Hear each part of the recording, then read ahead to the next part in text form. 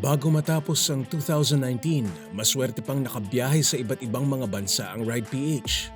Nanggaling tayo sa Italia para sa EICMA 2019, ang pinakamalaking motorcycle event sa mundo. Dito natin nakita ang iba't ibang motorsiklo, na yung ilan nakita na nating inilabas dito sa Pilipinas nitong mga nagdaang buwan.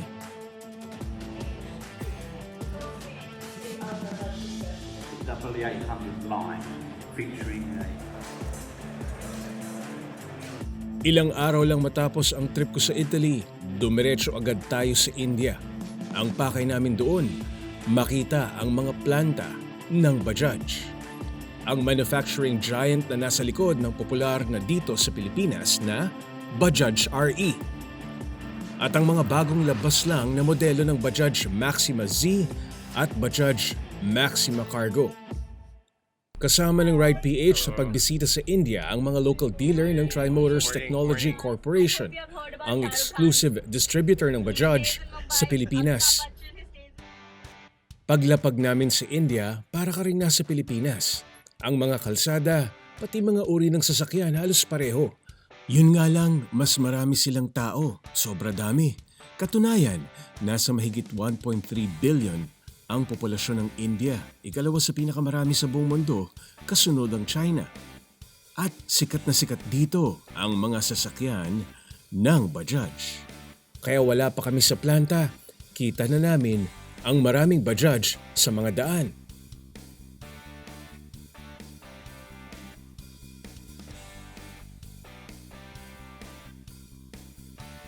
Una kaming tumungo sa headquarters ng Bajaj sa syudad ng Pune.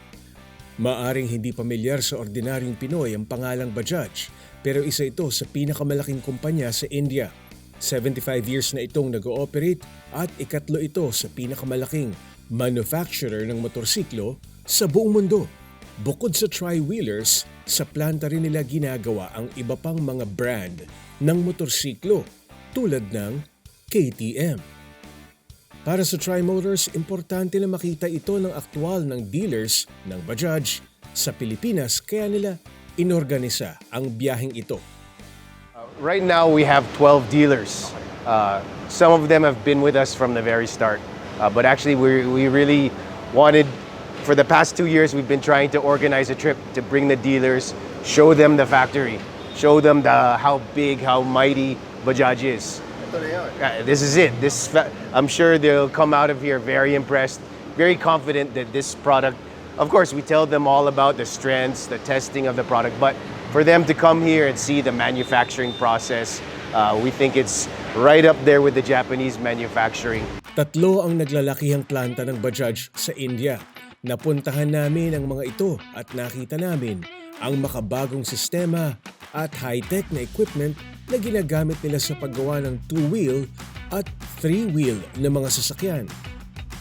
Dito rin namin unang nakita ang Bajaj Maxima Z at Bajaj Maxima Cargo na kaka-launch pa lang ngayon sa Pilipinas.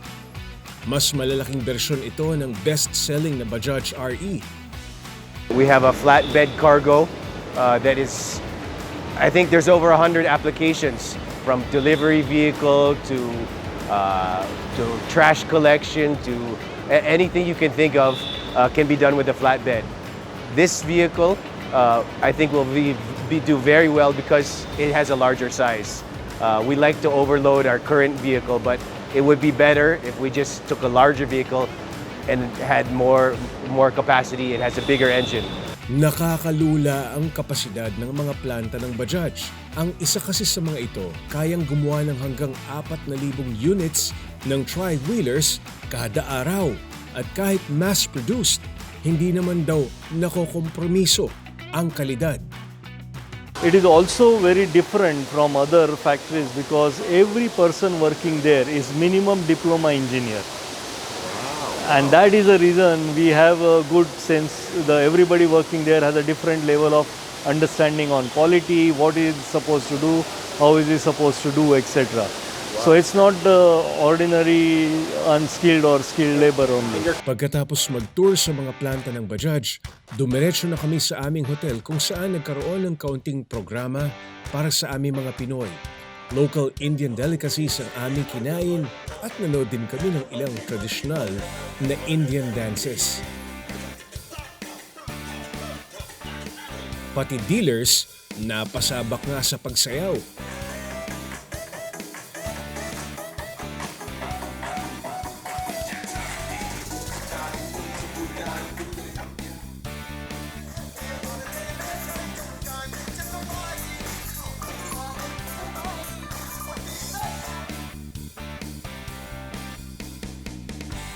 Kinabukasan, nag-ikot pa ulit kami sa India at dito ko lalong nakita kung bakit sikat dito ang tri-wheelers.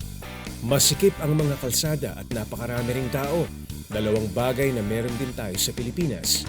Kaya ayon sa Tri-Motors, matagal na nilang nakita ang benepisyo ng Bajaj tri-wheelers para sa mga Pilipino. Lalo pat nagtsatsaga nga tayo sa mga makalumang tricycle na ginagamit natin sa halos lahat ng bagay. We've gotten used to it, but in reality, it's uncomfortable. For the driver, he's outside in the elements. He's got a lot of stress on his body. So he probably doesn't sleep well at night because his body is aching from doing so much work to carry passengers. Passengers are cramped into small spaces where with low headroom. Everywhere in the world, tricycle is this. In the Philippines, we're very innovative. We created our own tricycle. Noong nandoon tayo sa India, plano palang dalhin ng Tri-Motors ang Bajaj Maxima Z at Maxima Cargo sa bansa.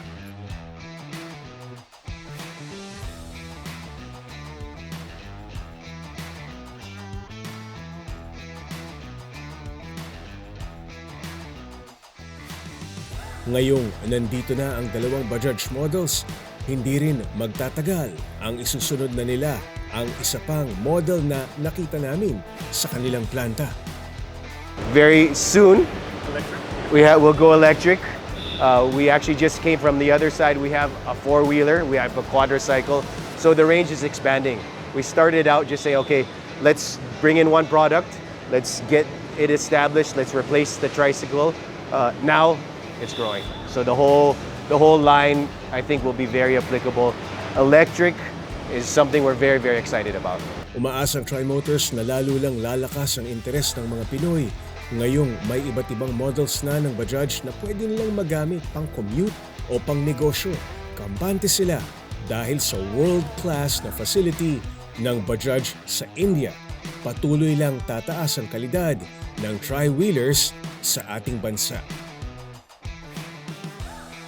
We've been selling in the Philippines for about 3 years, and simply we're using it as an alternative to the tricycle. We saw it about 5 years back, and we basically had a very simple idea, and we said the Philippines deserves a better tricycle. So this has come up to around 2,000 units per month, and we think that's just the beginning stages. Next on Ride PH. We are currently here at the grandstand at the Sepang International Circuit, and our exclusive pit tour is about to start.